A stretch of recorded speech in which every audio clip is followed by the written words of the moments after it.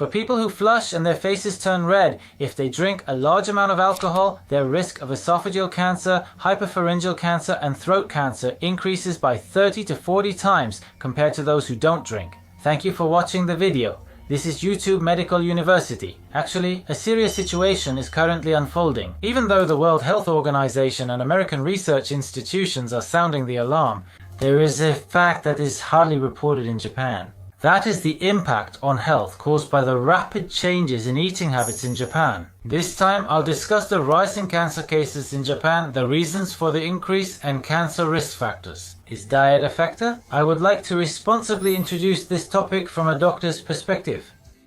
Since the 1980s, eating habits throughout Japan have changed significantly. In the past, traditional Japanese food was preferred, but with the westernization of our diet, our eating habits have changed dramatically. Worldwide, numerous warnings link westernized diets to increased cancer risk. For example, the World Health Organization classifies processed meat as Group 1, which means it is definitely carcinogenic.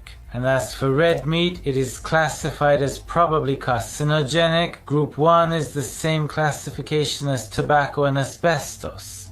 And now in the United States, they've created a category called ultra-processed foods and are also sounding the alarm about these foods. Ultra-processed foods are processed foods that contain a lot of preservatives and additives. They include instant foods, snack foods, and soft drinks that are familiar to us.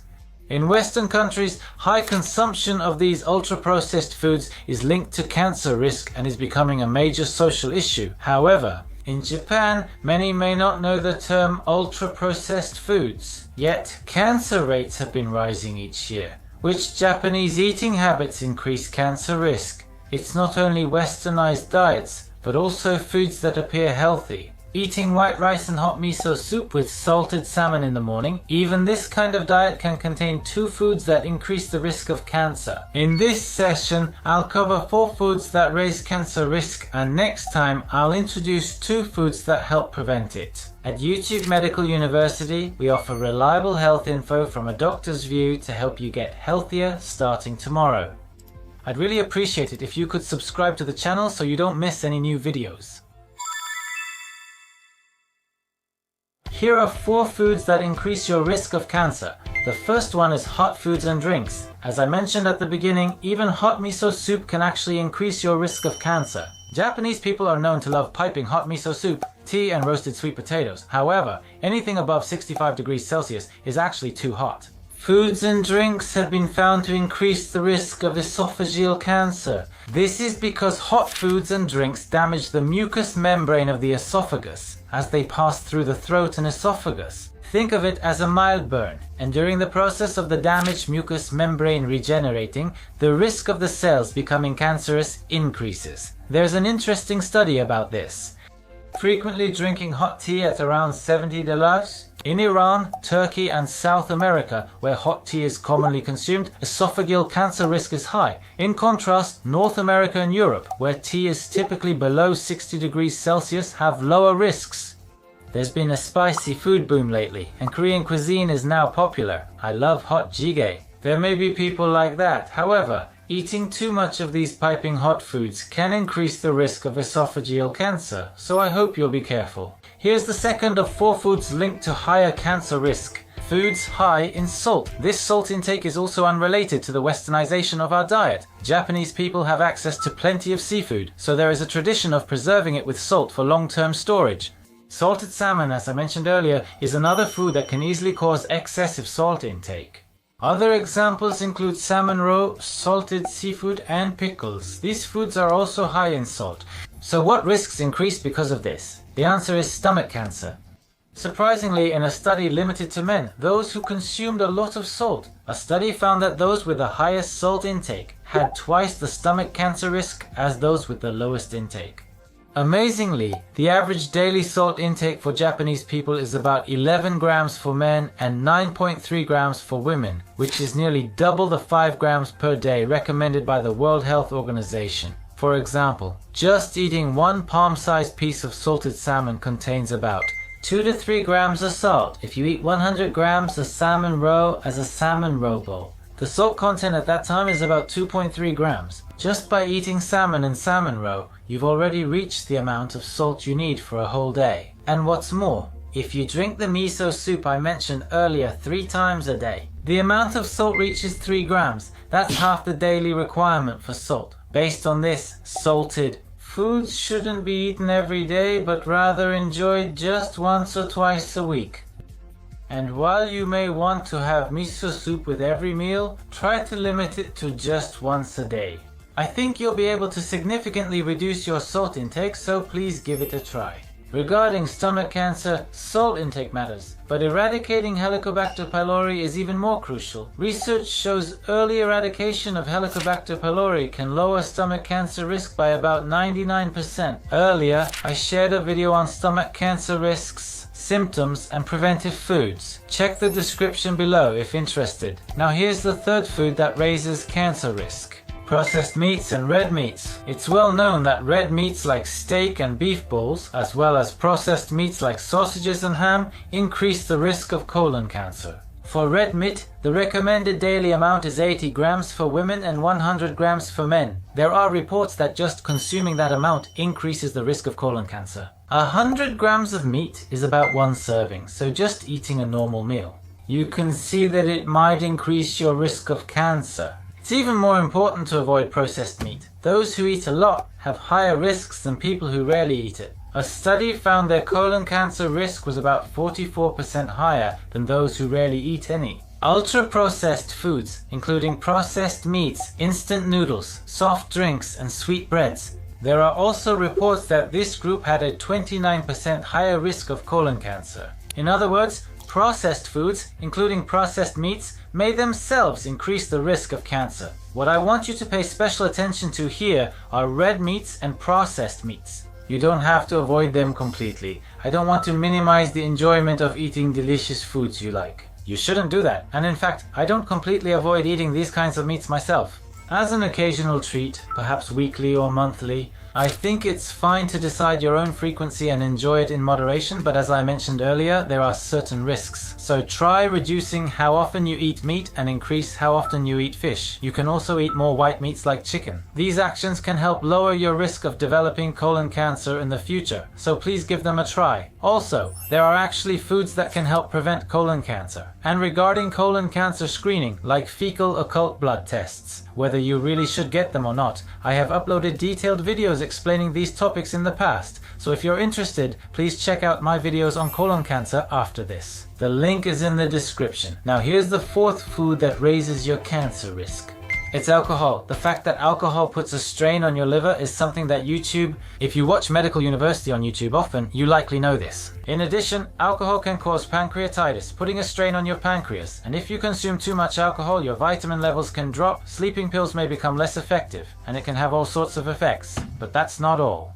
Alcohol also increases your risk of cancer. Alcohol is broken down in the body and converted into a substance called acetaldehyde. In fact, this is the substance that's being recognized for its carcinogenic properties. People who consume more than 30 grams of pure alcohol per day are at higher risk for cancers in the mouth, such as oral cancer, as well as cancers of the throat, including laryngeal and pharyngeal cancer. And after that, there is data showing an increased risk of esophageal cancer, which is where the alcohol passes through, as well as colorectal cancer. For those who drink over 45 grams, not just 30 data shows increased risks of liver, stomach, lung, and pancreatic cancers, in addition to previously mentioned cancers. It's hard to remember all of this, so I hope you'll just understand that alcohol increases the risk of all kinds of cancers. How much is 30 grams of pure alcohol per day? In terms of beer, that's about 1.5 500 milliliter cans. For steak, that's roughly 1.5 servings. For wine, about 2.5 glasses. And for whiskey,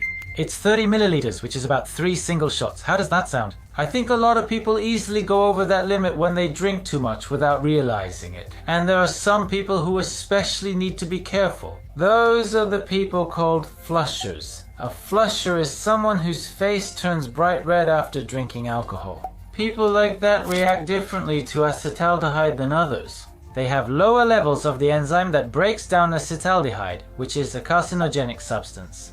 So when flushers, people whose faces turn red, drink a lot of alcohol, their risk of developing esophageal cancer, hypopharyngeal cancer, or throat cancer is 30 to 40 times higher compared to people who don't drink. That's why it's important to drink alcohol in moderation. For beer, drinking one 500 milliliter can or one 350 milliliter can a day is considered moderate drinking, so please keep that in mind. Let's review 4 foods raise cancer risk. First is anything over 65 degrees Celsius. Hot foods and drinks increase the risk of esophageal cancer. Second, eating too much salt raises the risk of stomach cancer. And third, eating too much red meat or processed meat increases the risk of colon cancer. And finally, fourth, drinking too much alcohol increases the risk of all kinds of cancer in the body. And especially for those whose faces flush and turn red, I want you to be careful. At YouTube Medical University, we share easy to understand videos from a doctor's perspective, showing data and explaining the reasons. If you don't want to miss the next video, please consider subscribing to the channel. It really encourages us. In this second period, you've been waiting to learn which foods raise cancer risk and whether any can lower it. I'd like to introduce 2 foods that reduce cancer risk. Here is the first of the 2 foods, the Mediterranean diet. At YouTube Medical University, we've often introduced the Mediterranean diet before. In fact, it's said that this Mediterranean diet also lowers the risk of cancer. The Mediterranean diet isn't about specific foods, but rather a way of eating that includes fruits, vegetables, and fish found along the Mediterranean coast. Specifically, it means using lots of olive oil, eating a lot of seafood, and consciously including colorful vegetables in your meals, and having meals that include whole grains like brown rice. It's important not to consume too much dairy or red meat. For example, grilled fish seasoned generously with herbs and olive oil, served with a large salad of vegetables. Try to imagine such a dish. There is data showing that this Mediterranean diet can reduce the risk of various types of cancer. In the latest observational studies, people who follow this Mediterranean diet, it is said that the group following the diet had a 44% lower risk of developing head and neck cancers compared to the group that did not. Data also shows a 6% lower breast cancer risk, 17% lower for colon cancer, and 16% lower for respiratory cancers. There are even studies showing that the risk of stomach cancer was reduced by 30%, and the risk of liver cancer was reduced by 36%. And most importantly, not only did it lower the risk of cancer, but it also reduced the likelihood of dying from cancer in the end. That number is about 28% lower. There is data showing that the mortality rate decreased. Don't you think that's very appealing? And I believe that the Mediterranean diet is actually quite familiar to Japanese people as well. Like traditional Japanese cuisine, it includes eating a lot of vegetables, legumes such as natto, tofu, and soy milk, using these ingredients. Wouldn't it be relatively easy to incorporate these into your diet? And the ingredients you usually use? Switch your cooking oil to olive oil. Change your vegetable dressing to olive oil. Even with things like this, I think you can easily consume olive oil. The Mediterranean diet is known to help prevent cholesterol-related arteriosclerosis. There is also data showing that it lowers the risk of blockage in the blood vessels of the heart and brain. And what's more, this diet is now attracting attention because it might even be effective against dementia. If you're curious about which foods to eat, there's an official YouTube Medical University link in the description. From there, just type Mediterranean diet in the chat. I'll be giving away recommended Mediterranean diet recipes from my book in PDF format for free, so please feel free to get them if you'd like. Lower your cancer risk. Here is the second of the 2 recommended foods. It's to eat vegetables and fruits. Our bodies need various nutrients that are found in vegetables and fruits.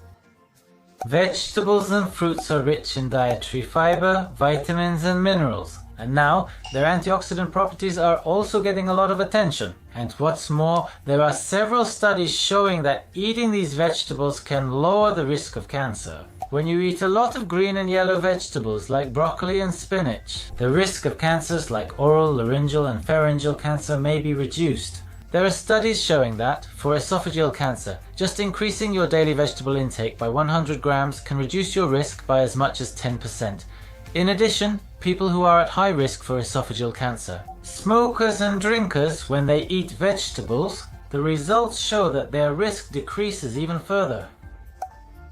Data also shows dietary fiber in fruits help lower stomach and colon cancer risk. Root vegetables like Chinese cabbage and cabbage are thought to help prevent stomach cancer. Therefore, consuming miso soup or hot pot with plenty of vegetables, as well as raw vegetables, may help reduce the risk of stomach cancer. And when it comes to colon cancer, on the other hand, it is said that having a low intake of vegetables increases the risk. So as I mentioned earlier, if you eat mostly processed meats and red meat and don't eat enough vegetables, your risk of colon cancer goes up. By reducing red and processed meats and increasing your vegetable intake, you can lower your risk of colon cancer. That's not all. Eating vegetables is also said to reduce the risk of liver cancer. There are research reports showing that groups who eat a lot of green and yellow vegetables and other green vegetables have a 40% lower risk of liver cancer compared to those who don't. These data, each of them, are only individual research reports, and in many cases there aren't highly reliable papers that review and summarize similar studies. So the level of confidence is limited to probably lowering the risk of cancer. However, eating vegetables not only helps prevent cancer, but also lowers cholesterol and helps prevent heart attacks and strokes.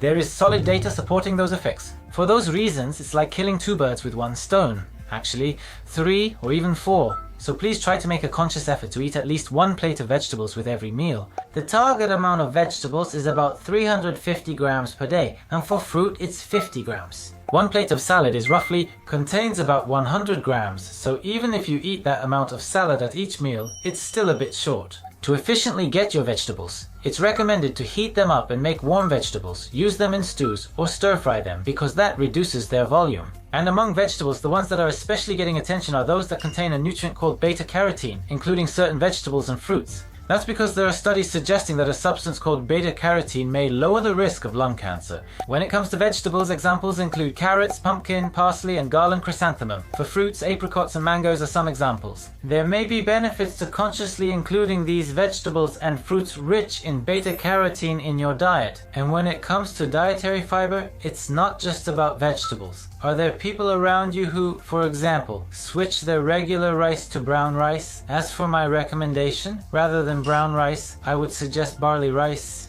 The reason is because barley rice contains about 4 times more dietary fiber per 100 grams compared to brown rice. Brown rice has about 3 grams of fiber, but barley rice has up to 11 grams. Brown rice contains 2.4 grams of fat, while barley rice has less at 1.6 grams. You can cut down on fat and also get a high amount of dietary fiber. Barley rice has a pleasantly chewy texture I enjoy, and it's very satisfying, so please try it. This is a review of the second period. As for foods that reduce the risk of cancer, the first one I introduced was the Mediterranean diet, which includes eating more fish, using olive oil, incorporating plenty of vegetables and fruits, and including whole grains in your meals. And the second one I introduced was vegetables and fruits. Especially, dietary fiber is important, as are the nutrients in vegetables and fruits. I also mentioned that the nutrient called beta-carotene is attracting attention. I'm not saying I want you to endure everything I discussed today or include all of it. Saying it's okay to endure everything for your health misses the point, doesn't it? Sometimes you should enjoy your meals, and other times you should exercise restraint for your health. I think this balance is important. Please let me know in the comments about the eating habits you've adopted and the occasional indulgences you enjoy. I hope that by encouraging and inspiring each other, you'll feel like trying out some of these habits for yourself. I'm looking forward to your comments, and if you enjoyed this video, please hit the like button, or even the dislike button is fine. I'd appreciate your feedback. It will help me improve future videos. Also, I apologize for repeating myself, but if you subscribe to the channel so you don't miss any new videos, it really motivates me to keep making them. Well then, see you in the next video. What I've learned from my patients as a general practitioner, my book, How to Live Without Aging in Your 70s, was a bestseller in 4 Amazon categories and topped the gift rankings. These are things I've learned from my patients while working as a doctor. I've compiled important ways of living and health methods into one book. This book will inspire you to live a healthy life too. It's on sale now and receiving great reviews, so check it out.